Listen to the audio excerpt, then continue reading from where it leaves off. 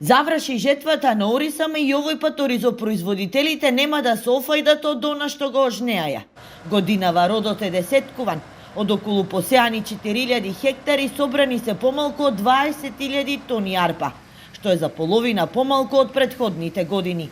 Слабиот квалитет на арпата ќе значи и пониска откупна цена, се жалат оризопроизводителите. Не можеме ние земјоделци да работиме за производствена цена, доколку кај рандаманот е 45% имаме производствена цена. Кај оние земјоделци каде што рандаманот е многу послаб, таков пример сум и јас самиот, таму производствената цена би требало да биде многу повисока. Што значи дека немаме доволна количина на арпа, меѓутоа и таа арпа која што имаме има слаб рандаман, некаде од 30-35%. Ваква макар, значи до сега не сме виделе. Имаме инфлација од 20-30%. Имаме покачување на репроматеријалите за 100%, скоро речи стегде.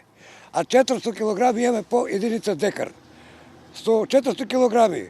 Значи цената треба да биде 1 евро. Без 1 евро ние нема више што да сееме ориз, да се откажеме.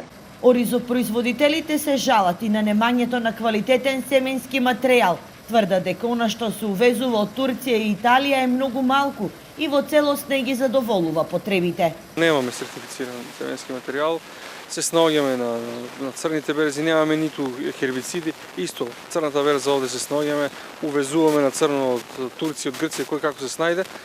И тоа представува проблем. Секако дека доколку институтот би вложил труд овде, доколку државата би вложила поголеми напори да произведува семенски материјал, тоа за нас би значило поголем квалитет на оризот и поголеми приноси. Но не само оризопроизводителите, на лоши приноси и ниска откупна цена се жалат и житопроизводителите, лозарите, а за брзо време ќе почнат да лелекаат и тутунарите, објаснуваат од Националната мрежа на земјоделци.